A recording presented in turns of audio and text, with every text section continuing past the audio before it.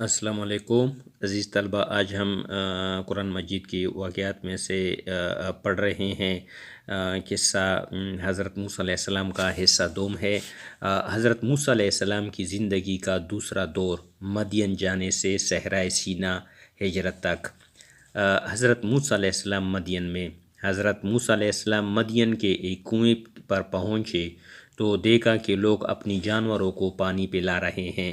انہوں نے دیکھا کہ دو لڑکیاں اپنی بکریوں کو روکے ہوئی الگ کڑی ہیں۔ معلوم کرنے پر پتہ چلا کہ ان لڑکیوں کے والد بوڑھے ہیں اور وہ انتظار کر رہی ہیں کہ پہلے سب لوگ اپنے جانوروں کو پانی پلا لے تو پھر وہ اپنی بکریوں کو پانی پلائیں۔ آپ علیہ السلام نے اس کنویں سے پانی نکال کر ان کی بکریوں کو پلایا اور پھر ایک درخت کے سائے میں جا کر بیٹھ گئے۔ اس شہر میں حضرت موسیٰ علیہ السلام اجنبی تھے۔ یہاں ان کے پاس نہ گھر تھا، نہ رشتہ دار، نہ مال اور نہ ہی کچھ کھانے پینے کے لیے تھا۔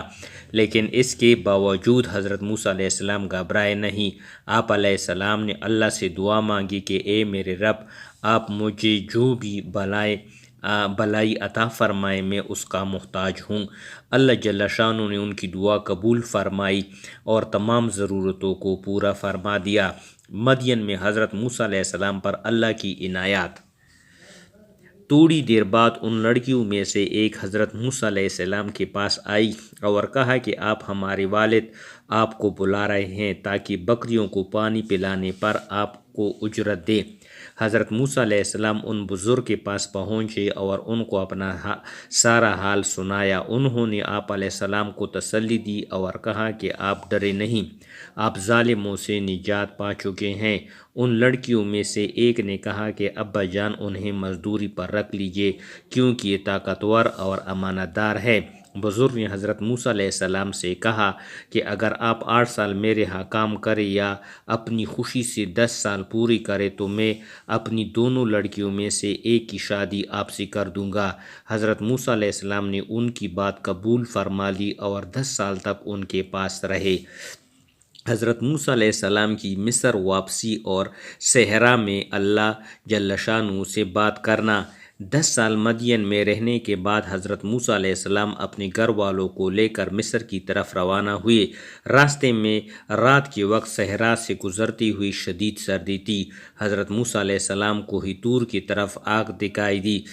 آپ علیہ السلام نے اپنے گھر والوں سے فرمایا کہ تم یہی ٹھہرو، میں نے آگ دیکھی ہے، میں جا کر وہاں سے ہاتھ سینکنے کے لیے کچھ انگارے لاتا ہوں یا راستے کی کوئی خبر معلوم کرتا ہوں۔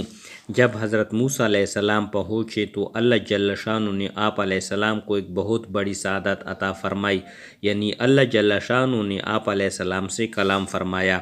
اس لیے حضرت موسیٰ علیہ السلام کو کلیم اللہ یعنی اللہ سے بات کرنے والا بھی کہا جاتا ہے۔ اللہ جل شانہ نے فرمایا کہ بے شک میں ہی تمہارا رب ہوں، پس اپنے جوتے اتار دے، بے شک تم ہی ایک مقدس وادی طوا میں ہو۔ حضرت موسیٰ علیہ السلام کی معجزات۔ اللہ جل شانہ نے حضرت موسیٰ علیہ السلام سے پوچھا کہ تمہارے دائیں ہاتھ میں کیا ہے؟ حضرت موسیٰ علیہ السلام نے عرض کیا، یہ میری لاٹھی ہے جس پر میں ایک ٹیک لگاتا ہوں، اپنی بکریوں کے لیے پتے جاڑتا ہوں اور اس میں میرے لیے اور بھی فائدے ہیں۔ اللہ نے فرمایا کہ اسے نیچے ڈال دے۔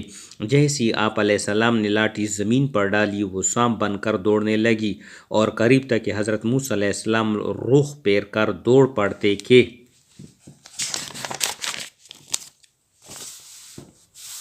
اللہ جل شانہ نے حکم دیا کہ اسے پکڑ لے اور وہ اپنی اصل حالت میں آ جائے گی۔ پھر اللہ جل شانہ نے فرمایا کہ اپنے ہاتھ کو گریبان میں ڈالے تو وہ نہایت سفید چمکتا ہوا نکلے گا۔ اس طرح اللہ نے حضرت موسیٰ علیہ السلام کو یہ 2 معجزات عطا فرمائے اور حکم دیا کہ فرعون کے پاس جائے کیونکہ وہ سرکش ہو گیا ہے اور اسے نرمی سے دعوت دے۔ حضرت موسیٰ علیہ السلام نے اللہ سے اپنے لیے دعائیں مانگی اور اپنے بڑے بھائی حضرت ہارون علیہ السلام کے لیے دعائیں مانگی کہ ان کو بھی میری مدد کے لیے نبوت عطا فرمائے۔ اللہ نے آپ علیہ السلام کی سب دعائیں قبول کر لی۔ حضرت موسیٰ علیہ السلام فرعون کے دربار میں۔ حضرت موسیٰ علیہ السلام اور حضرت ہارون علیہ السلام فرعون کے دربار میں پہنچ کر اس سے فرمایا کہ ہم تمہارے رب کی بھیجی ہوئی رسول ہیں، اور بنی اسرائیل پر ظلم و ستم بند کرو اور انہیں آزاد کر کے ہمارے ساتھ بھیج دو۔ آپ علیہ السلام اسے اللہ کے عطا کردہ معجزات دکھائے۔ فرعون نے معجزات کا انکار کیا، حضرت موسیٰ علیہ السلام پر جادوگر ہونے کا الزام لگایا اور اپنی جادوگروں سے مقابلے کی دعوت دی۔ اس مقابلے کے لیے قومی تہوار کا دن مقرر کیا گیا تاکہ سب حاضر ہوں اور سب کے ساتھ مقابلہ ہو۔ معجزات دے کر بھی جب فرعون ایمان نہ لایا اور اپنی ضد پر قائم رہا تو آل فرعون میں سے ایک ایمان والے شخص نے بڑے دربار میں حضرت موسیٰ علیہ السلام کا ساتھ دیتے ہوئے فرعون اور اس کی قوم کے سرداروں کو سرکشی کے برے نتیجے سے ڈرایا اور ایمان لانے کی دعوت دی۔ حضرت موسیٰ علیہ السلام کا جادوگروں سے مقابلہ اور حضرت موسیٰ علیہ السلام کی فتح۔ فرعون نے ملک بھر سے ماہر جادوگر جمع کیے، انہیں انعامات کا لالچ دے کر حضرت موسیٰ علیہ السلام کے مقابلے میں میدان میں بھیجا۔